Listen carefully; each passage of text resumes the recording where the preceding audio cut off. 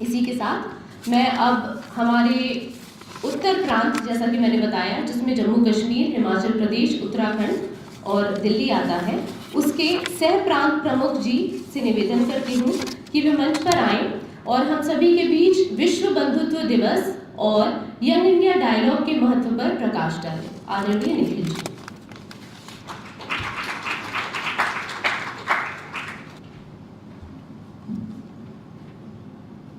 Respected Dharm Pratap ji, Lokesh ji, Jagannathan sir, Snehlata didi, my dear sisters and brothers, my namaskar, my pranam to all.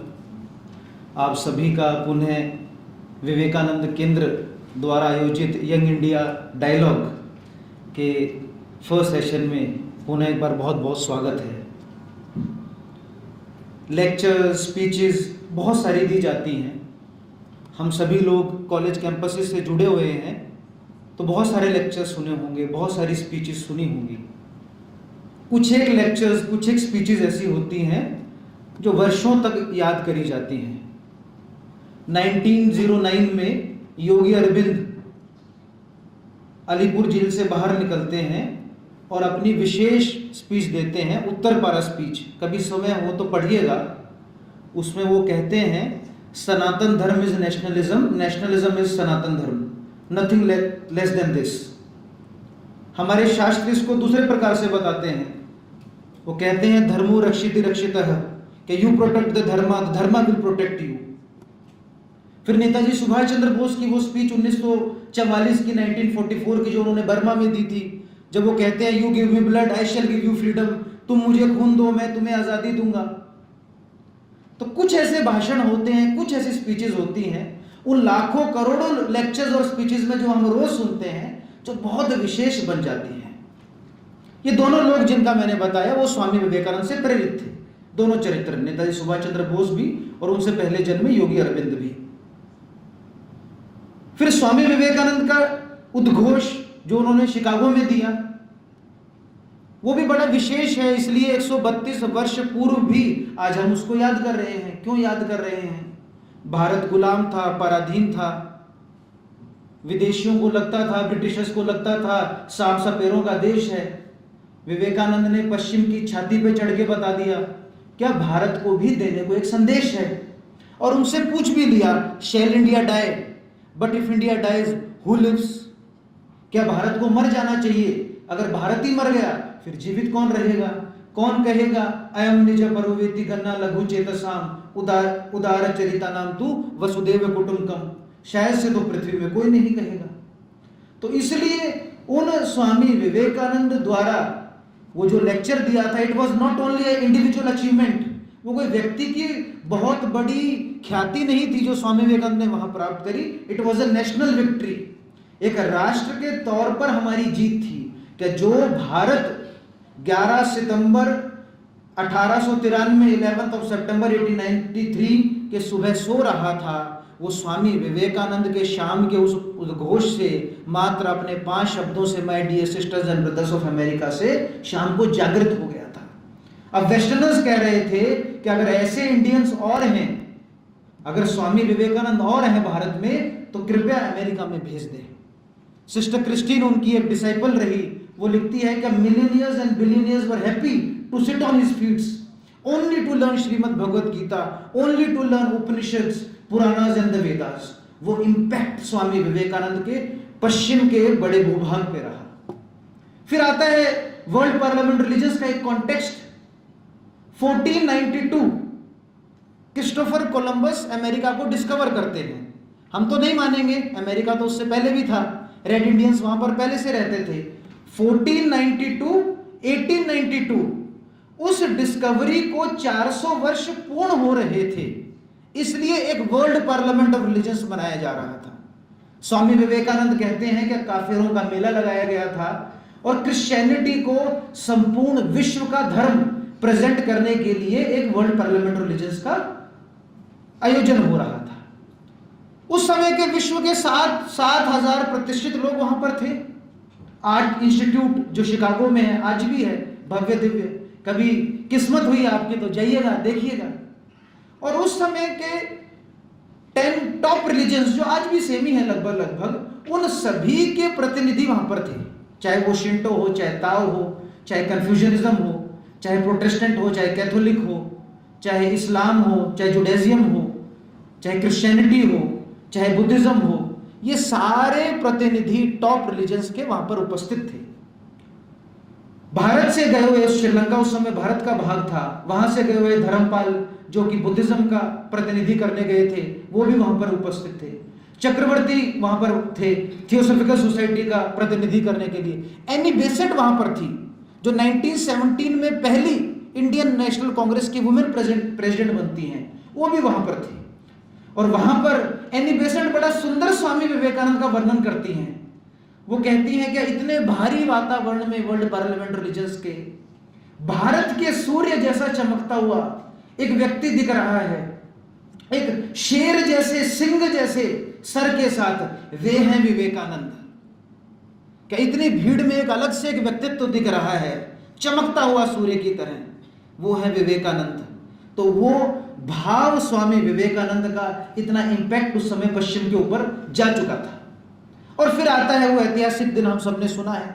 वो इतना आसानी से नहीं आया, स्वामी विवेकानंद को बड़े कष्ट सहने पड़े। जैसे ही वो अपने 2 महीने की यात्रा, आजकल तो हम जाएंगे तो लगभग कुछ घंटों की यात्रा से हम अमेरिका पहुंच जाएंगे।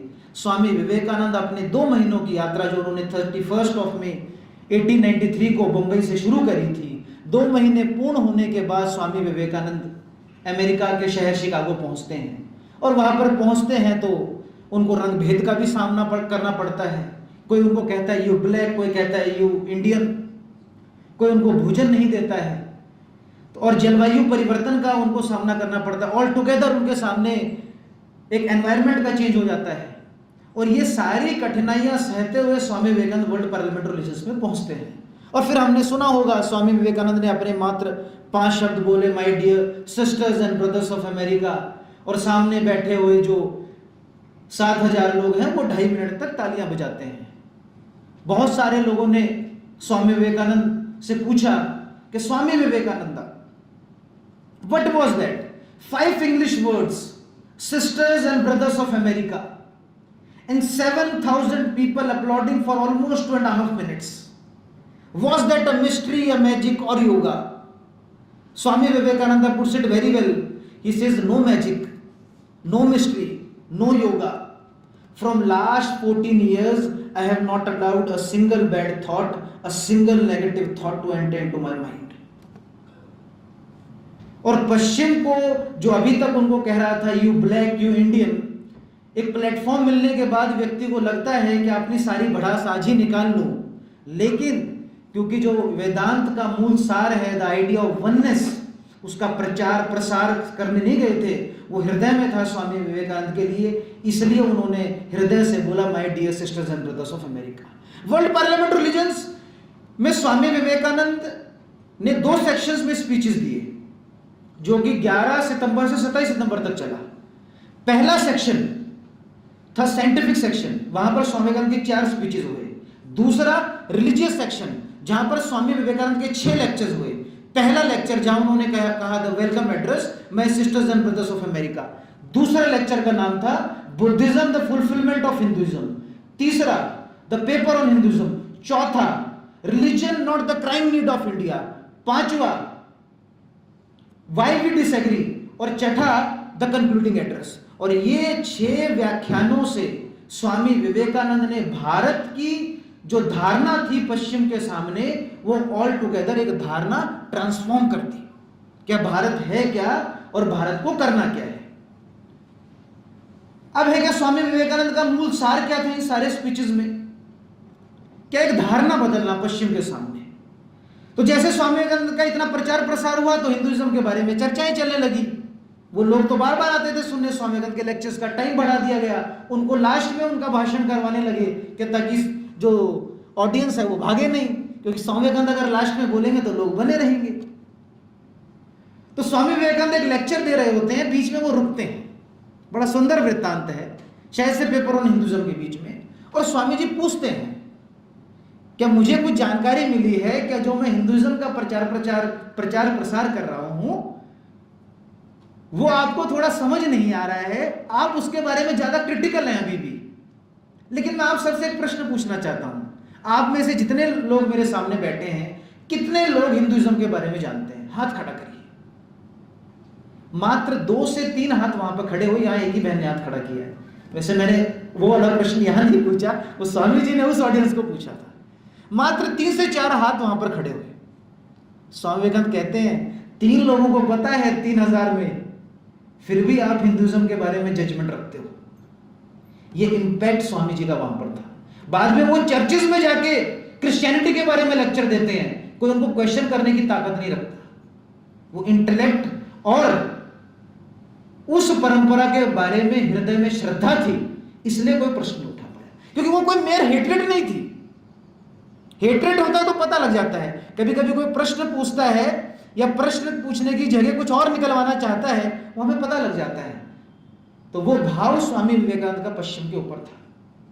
तो ये वर्ल्ड पार्लियामेंट रिलीजन्स इतना प्रसिद्ध क्यों हुआ? विवेकानंद केंद्र इसको वर्ल्ड पार्लियामेंट ऑफ रिलीजन्स के तौर पर क्यों मनाता है? यूनिवर्सल ब्रदरहुड डे के तौर पर क्यों मनाता है? So, Swami Vivekananda says love must conquer hatred, love must conquer hatred, hatred cannot conquer itself, materialism with all its miseries cannot conquer materialism. Armies, when they try to conquer armies, they only multiply into the brutes of humanity. Therefore love must conquer hatred, hatred cannot conquer itself. Arise India, awake India, conquer the world with spirituality. तो भारत का काम तो स्पष्ट है, क्या उसको तो hatred से तो आगे बढ़ना नहीं है। एक पड़ोसी हमारा बना जो हमारा ही भाग था। स्वामी विवेकानंद ने लाहौर में 3 लेक्चर दिए थे, कॉमन बेसिस ऑफ हिंदुइज्म, भक्ति और वेदांत। शायद से इन तीनों विषय के बारे में आज लाहौर में कोई खड़ा होकर बोल भी नहीं पाएगा चौराहे पे। वहां पे सिविलाइजेशन खत्म हो चुकी है। It is a terrorist state, nothing more than that. तो एक राष्ट्र वो बना जो भारत से कटा, एक दूसरा है जो इधर नाच रहा है दूसरे कोने पे, एक भारत है जो जीवित है। स्वामी कहते हैं Manu comes back he will not find himself in a foreign land. वो 2000 साल 3000 साल बाद भी मनु आएगा तो भी वो सोचेगा यार ये तो वही लोग हैं, वही वेद की ऋचाएं, वही मंत्र, वही लोग, वही पहनावा, वही साड़ी, कुछ ही लोग। कंटिन्यूटी ऑफ सिविलाइजेशन चल रही है, वो है भारत। इसलिए वो स्पष्टता से स्वामी विवेकानंद कहते हैं कि each nation has a destiny to fulfil, each nation has a destiny to fulfil, each nation has a message to deliver, each nation has a mission to accomplish.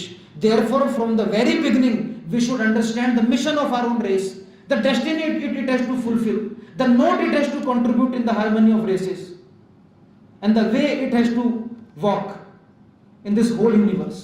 तो राष्ट्र के को पहले से पता है कि उसकी डेस्टिनी क्या है, उसको कंट्रीब्यूट क्या करना है। और इंडिया को तो उन्होंने बिल्कुल क्लैरिटी से बताया कि arise India, awake India, conquer the world with your spirituality. तो ये कैसे होगा, उसका मूल मंत्र दिया। उन्होंने कहा anything that comes from the west reject it until you do not have an enough reason to accept it. Anything that comes from India, accept it until you do not have an enough reason to reject it. क्या पश्चिम से कुछ भी आए उसको नकार दो जब तक पूरा रीजन ना हो उसको एक्सेप्ट करने का। कुछ भी भारत से आए उसको एक्सेप्ट कर लो जब तक आपके पास प्रमाण ना हो उसको रिजेक्ट करने का। लेकिन कभी कभी हम इसका उल्टा करते हैं।